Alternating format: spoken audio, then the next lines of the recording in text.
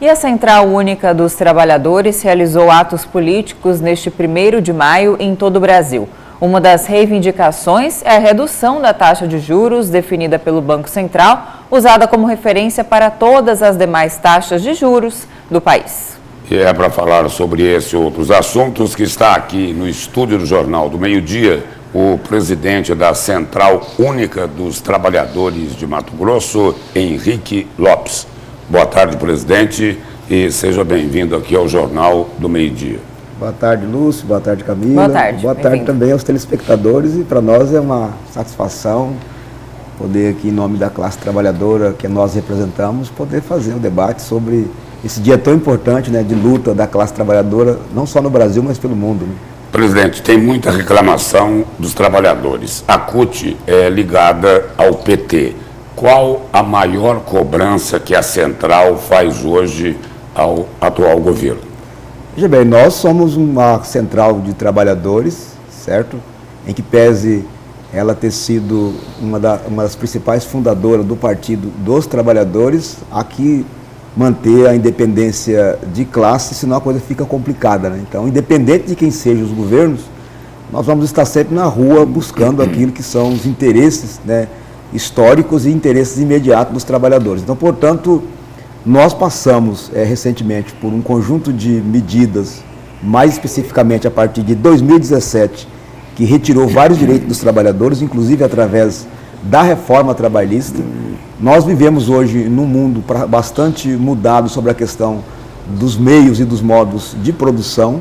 Então, portanto, nós queremos estar inseridos dentro desse contexto da modernidade, mas ao mesmo tempo manter, né, os nossos direitos que nós conquistamos, né, ao longo da história.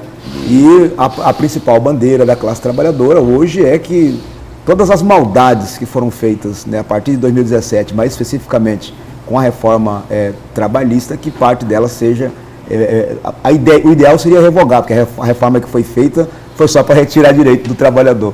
Mas a gente quer fazer o diálogo com o governo para que a gente possa minimamente resgatar aquilo que os trabalhadores perderam ao longo da história. Presidente, uma das reivindicações é a diminuição dessa taxa de juros que afeta a economia como um todo, enfim. Muitos atribuem ao Banco Central, mas de fato o governo federal também tem muita responsabilidade por essa taxa mais elevada. Basta lembrarmos que existe, né, um déficit nas contas públicas, 230 bilhões no primeiro ano do governo, já chega a quase 7% do PIB. Com isso, o governo aumenta a dívida, porque precisa pegar mais dinheiro emprestado, gasta mais com juros e os juros da economia, de modo geral, aumenta. Também não deveria ser uma cobrança para gastos, né, mais adequados, porque é um governo que está gastando demais e isso reflete na vida de todos. Muito boa a sua pergunta, até porque quando a gente fala do PIB brasileiro, nós estamos falando em algo em torno de 10,3 trilhões de reais. Sim, mas é que quando se chega nesse índice, isso acaba sendo preocupante. E quando se fala em déficit público, né, nós estamos falando também da questão dos investimentos, e aí é preciso saber qual é a origem do que estão chamando de déficit público. Porque também chamam os programas sociais que visam incluir as pessoas na renda mínima como déficit, né? Nós, aqui não é defesa do governo, mas é histórico que nós acabamos de passar por um processo eleitoral, que nós tivemos, inclusive, emendas sendo aprovadas na Câmara dos Deputados, no Congresso Nacional, que deixou para o atual governo, por exemplo, 50 bilhões dos precatórios que deveriam ter sido pagos no ano anterior. E aí, a tal da PEC da transição, quando o governo estabeleceu aquela lógica de 170 bilhões de reais para resolver o problema de Bolsa Família, dos programas sociais, isso é visto como gasto. Então, é preciso que a gente fique atento também com relação àquilo que são as receitas públicas, quem se apropriam delas, e é claro, é preciso fazer investimento que seja sustentável e que dê conta, de fato, de criar emprego, de criar renda e também fazer o controle da inflação. Mas é preciso que a gente esteja atento sobre essa relação que também a gente tem sobre para onde é destinado os gastos públicos. Presidente, por que aqui porque determinados setores da política têm tanta restrição com os programas sociais? Existe aí uma restrição declarada em relação aos menos favorecidos?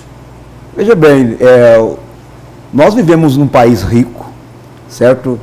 onde o extrato social, né, a gente ainda continua, né, na lógica de que tem alguns que se beneficiam mais, né, do orçamento público, inclusive, das riquezas que são apropriadas pelo país, e muita gente não quer devolver isso para que resolva o problema da classe trabalhadora. Então, há sim no nosso país um ódio declarado, vou dizer aqui, um ódio declarado de classe, entendeu?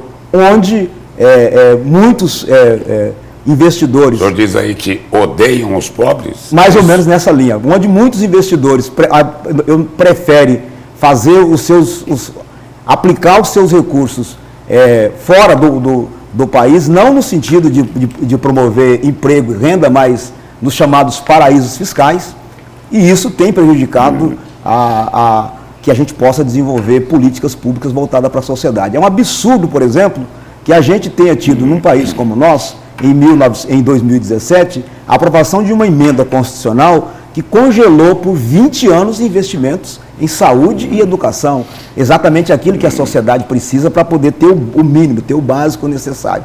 Então, eu queria, assim, nesse dia 1º de maio, né, trazer essa informação aqui para vocês, de que no nosso país o que precisa de se ter é prioridade para que a gente possa ter vida digna, trabalho digno, e que de fato a gente possa ter boas políticas públicas sendo devolvida para o cidadão, que é quem financia o Estado brasileiro. E salários melhores. Com certeza. Nossa discrepância dos salários dos políticos, por exemplo, em relação ao trabalhador, né? Com certeza. E os impostos também que comem o poder de compra.